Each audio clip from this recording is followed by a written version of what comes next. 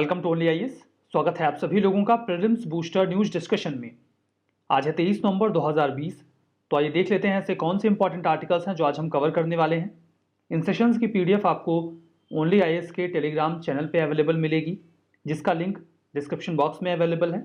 Apart from that आप only IAS nothing else Telegram में search भी कर सकते हैं। हमारा पहला article India Thailand naval exercise के बारे में है, जिसका नाम कॉरपाट है। फुल फॉर्म है इंडिया थाईलैंड कोऑर्डिनेटेड पेट्रोल। आप इसे ब्रीफ में इंडो थाई कॉरपाट भी बोल सकते हैं। ये इंडियन नेवी और रॉयल थाई नेवी के बीच में कंडक्ट किया जाता है इस नेवल एक्सरसाइज को। ये इसका 30th एडिशन है, मतलब 30वीं बार इसे कंडक्ट किया जा रहा है। इसे कंडक्ट करने की जो शुरुआत है वो 2005 से हुई थी।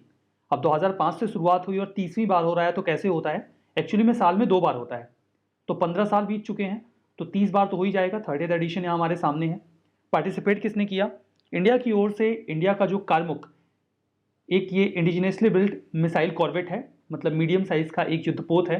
थाईलैंड का जो फ्रिगेट है, युद्धक विमान है, HTMS क्राबुरी और डोर्नियर मैरीटाइम पेट्रोल एयरक्राफ्ट, इन लोगों ने पार्टिसिपेट किया। दोनों नेवीज 30वीं बार इस एक्सरसाइज में पार्टिसिपेट कर रही हैं। थाईलैंड की लोकेशन आपको डेफिनेटली देखनी चाहिए मैप में। देखिए यहाँ पर साउथ ईस्ट एशिया की ये लोकेशन है।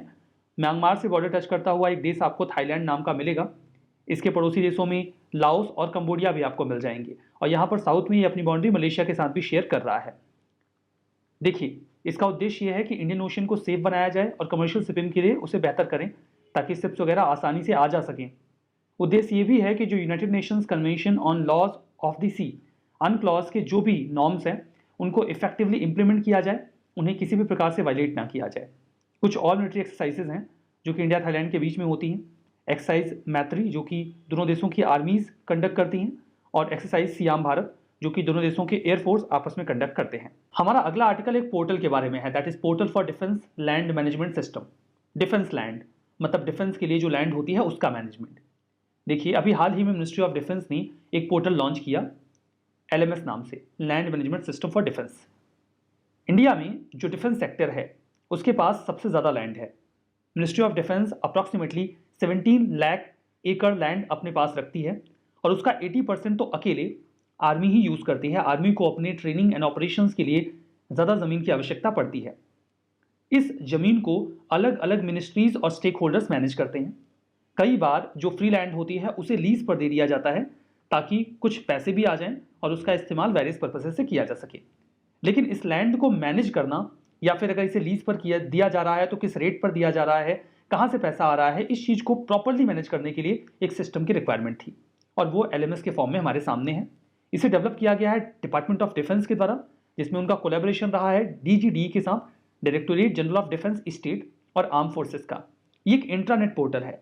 इंटरनेट पोर्टल का मतलब ये होता है कि इसके सारे फीचर्स पब्लिक डोमेन में नहीं होंगे। ये कुछ रिस्ट्रिक्टेड कम्युनिकेशन नेटवर्क के साथ काम करेगा। ये सभी प्रकार का जो डिफेंस लैंड मैनेजमेंट को जो भी डेटा वगैरह है उसे डिजिटाइज कर देगा। भविष्य में भी जो डेटा आएगा उसे भी डिजिटलाइज कर दिया जाएगा। अब यहाँ पर देखिए जो पोर्टल है उससे एक्सपेक्ट किया जा रहा है कि जो भी मैकेनिज्म है मैनेजमेंट का उसमें स्पीड आएगी, ट्रांसपेरेंसी आएगी, इफिशियंसी भी आएगी। कई बार जो लैंड है उसे लीज पर तो दे दिया जाता है, लेकिन उसका पैसा गवर्नमेंट के अकाउंट में नहीं जाता। एट द सेम टाइम ये भी देखा गया है कि जो लैंड लीज पर दी जाती है वो मार्केट रेट से बहुत ही कम रेट में दी जाती है। पहले जब डिफेंस के लिए लैंड डेजिग्नेट की जाती थी तो वो आउटर स्कर्ट्स में की जाती थी, लेकिन जैसे जैसे अर्बनाइजेशन बढ़ा, कई तो जो डिफेंस की लैंड है वो प्रॉपर सिटीज़ के बीच में है, दिल्ली, मुंबई, और वहाँ पर अगर आप उस बाहर के एरियाज़ में देखेंगे तो जो लैंड है उसकी कीमत बहुत ज़्यादा है, जबकि बाकी की जो लैंड डिफेंस के पास है उसको वो बहुत कम दाम पर लीज पे दे देते हैं। तो इन सभी चीज़ों में ट्रांसपेरेंसी रहे, इसके लिए भी ये सिस्टम वर्क करेगा। ये एक GIS बेस्ड टूल का इस्तेमाल करेगा ताकि लोकेशंस को आसानी से आइडेंटिफाई किया जा सके, डेटा का डुप्लीकेशन ना हो, कम्युनिकेट किया जा सके वेरियस स्टेक होल्डर्स के बीच में। ये मैपिंग टूल्स का भी इस्तेमाल करेगा जो पहले से ही एग्जिस्टेंस में है, दैट इज रक्षा भूमि। रक्षा भूमि को 2011 में अपडेट करके तैयार किया गया था। This is a kind of software जो डिफेंस का पूरा डेटा अपने पास रखता है, उसको भी इसमें इंटीग्रेट करके इस्तेमाल किया जाएगा, जो भी उसके टूल्स वगैरह हैं। यहाँ पर देखिए रक्षा भूमि के बारे में बात करते हैं। ये 2006 में जो डिफेंस स्टेट डिपार्टमेंट था उन्होंने रक्षा भूमि को, इस सॉफ्टवेयर को डेवलप किया था नेशनल इंफॉर्मेटिक्स सेंटर चेन्नई की मदद के साथ। ये पूरे डिफेंस का लैंड डेटा अपने पास रिकॉर्ड में रखता है। Area wise, state wise, category wise सारी डिटेल्स यहाँ पर मिल जाएंगी। अब इसे समय समय पर अपडेट किया जाता रहा है। तो राइट नाउ जो वर्जन हमारे पास है वो है 3.3 रक्षा भूमि का, जो 2011 में अपडेट किया गया था। जो हमारा अगला आर्टिकल है वो Indian regional navigation satellite system यानी कि इरनस के बारे में है। इरनस, इसे अभी हाल ही में IMO ने world wide radio navigation system के तौर पे एक्सेप्ट कर लिया है।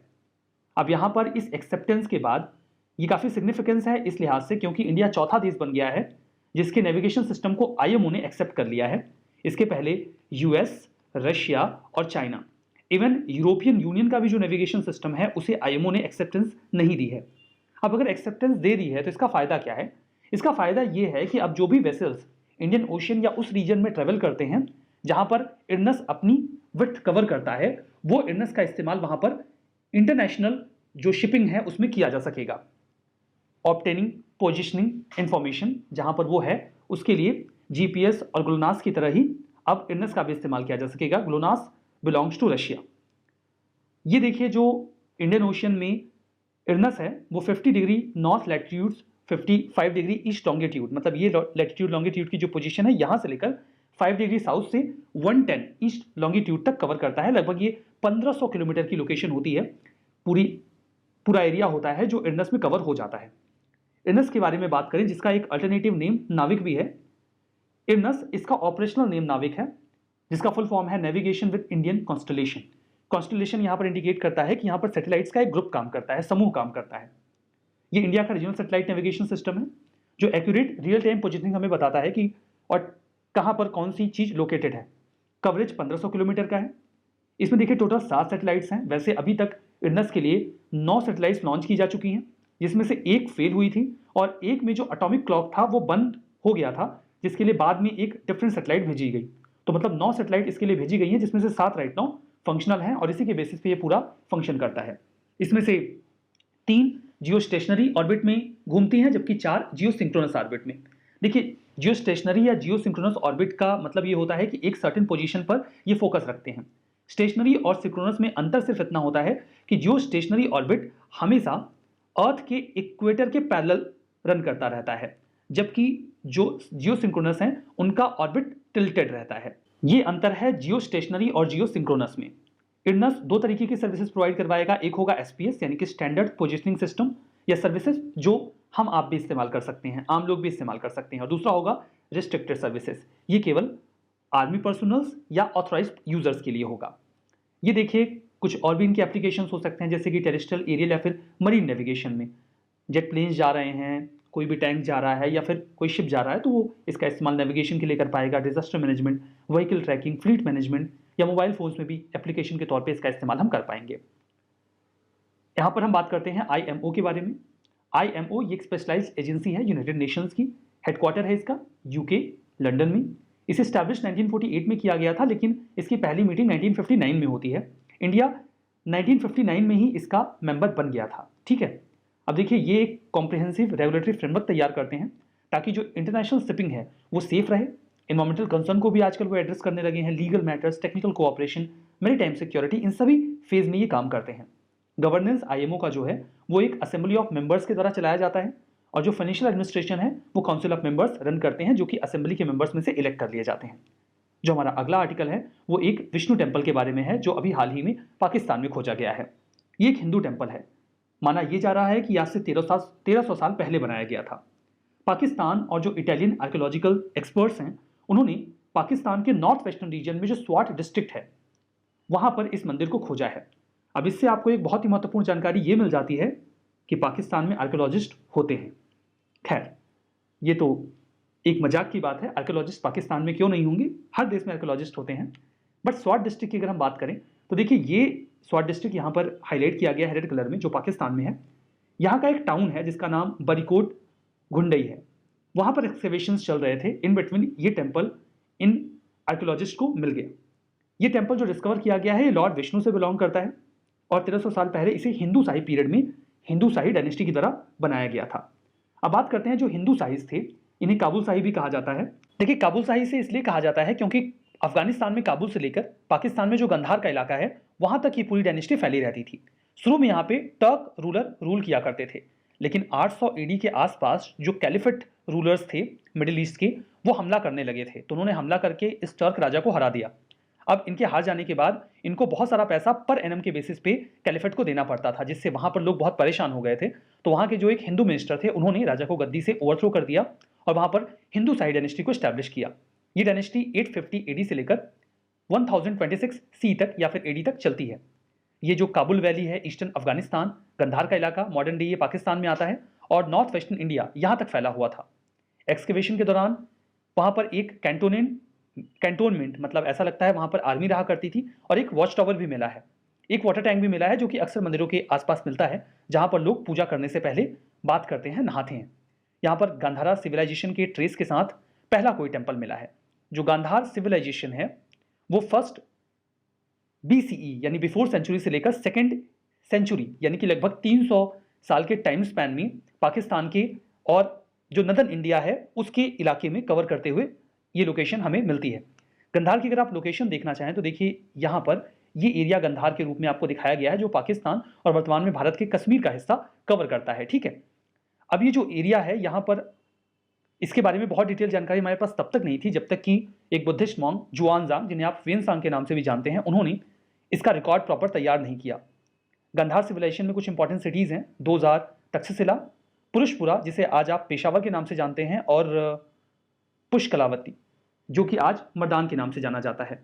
अब देखिए यहाँ पर कुछ और डिटेल्स हैं गंधार के बारे में। दैट इज गंधार के बारे में मान्यता ये है कि ये एक ट्रायंगुलर शेप का एरिया रहा करता होगा, कुछ इस शेप में, जिसकी जो ईस्ट टू वेस्ट चौड़ाई थी या लंबाई थी वो 100 किलोमीटर की थी, और नॉर्थ टू साउथ जो एक्सटेंड था वो 70 किलोमीटर का था।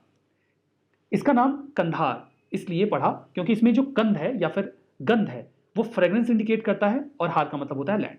तो गंधार का सिंपल मतलब होता है लैंड ऑफ फ्रेग्रेंस, मतलब ऐसी जगह जहां खुशबू होती हो। हमारा अगला आर्टिकल टाइम यूज सर्वे के बारे में है।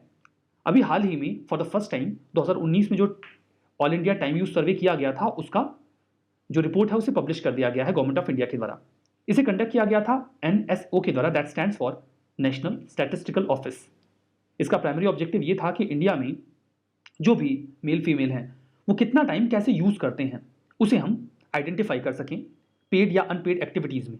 देखिए इंडिया में बहुत सारी सर्विसेज लोग देते हैं जिसका कोई पैसा नहीं लिया जाता, इस वजह से वो कैलकुलेशन में नहीं आता। जैसे महिलाएं घरों में काम किया करती हैं, कई बार कुछ लोग वॉलंटियर के तौर पे काम करते हैं, केयर गिविंग दी जाती है, ये सब कैलकुलेट नहीं हो पाता। तो इसके कैलकुलेशन के लिए टाइम यूज सर्वे यहाँ पर किया गया है। ये एक इंपॉर्टेंट सोर्स ऑफ इन्फॉर्मेशन बन जाएगा कि अनपेड केयर गिविंग एक्टिविटीज़ कितनी हो रही हैं, वॉलंटियर वर्क कितना चल रहा है, अनपेड डोमेस्टिक सर्विसेज जो घरों में हमारी माताएं या फिर जो भी हमारी सिस्टर्स हैं वो काम किया करती हैं, उसका कैलकुलेशन हम कैसे करेंगे। इसके अपार्ट फ्रॉम दैट ये भी कैलकुलेशन में आएगा कि हम सीखने में, सोशल लिंक बनाने में, लेजर एक्टिविटीज़ में या अपने ऊपर ध्यान देने में कितना समय खर्च करते हैं। जो टाइम यूज सर्वे है ये वुमेन और गर्ल्स के ऊपर कितना बर्डन आ रहा है इंडिया में उसका भी इवेल्युएशन कर सकता है जो उसने किया, और घरों के कामों में, अनपेड सर्विसेज में वो कितना ज़्यादा समय देती हैं। अब चूंकि इससे ये भी हमें समझ में आता है कि अगर वो ज़्यादा समय यहाँ पर दे रही हैं तो मतलब वो अपने ऊपर कम समय देती हैं, लेज्योर के लिए, एम्प्लॉयमेंट के लिए उनके पास कम समय बचता है, तो ये वुमेन एम्पावरमेंट को प्रभावित करता है, ये भी पता चल जाता है। क्या मिला हमें इस रिपोर्ट में? इसमें रिपोर्ट में ये मिला कि महिलाएं घरों के कामों में, डोमेस्टिक कोर्स में बहुत ज़्यादा समय देती हैं, अप्रॉक्सीमेटली 4 आवर्स इन जनरल, ये ज़्यादा भी होता है। वो 243 मिनट्स यहाँ पर बताया गया है, 60 इंटू करेंगे तो आपको अप्रॉक्सीमेटली 4 आवर्स मिलेंगे, वो हाउस होल्ड वर्क में इन्वेस्ट करती हैं, जबकि एक मैन महज 25 मिनट का समय उसमें देता है। वो अपने पूरे टाइम का 19.5% या तो डोमेस्टिक वर्क में देती हैं या फिर केयर गिविंग में देती हैं। वो अनपेड होता है, उसको उन्हें कुछ मिलता नहीं है, जबकि एक व्यक्ति, मैन जो होता है वो केवल 2.5% अपने पूरे दिन का समय इसमें देता है।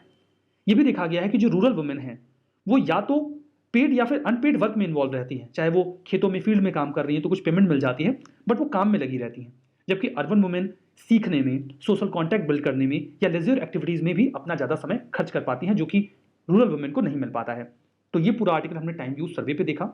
स्टेटमेंट है, ट्रू फॉल्स बताना है। कोरपाट नेवल एक्सरसाइज है इंडिया इंडोनेशिया के बीच में। इरनस ये 4500 किलोमीटर का एरिया कवर करता है।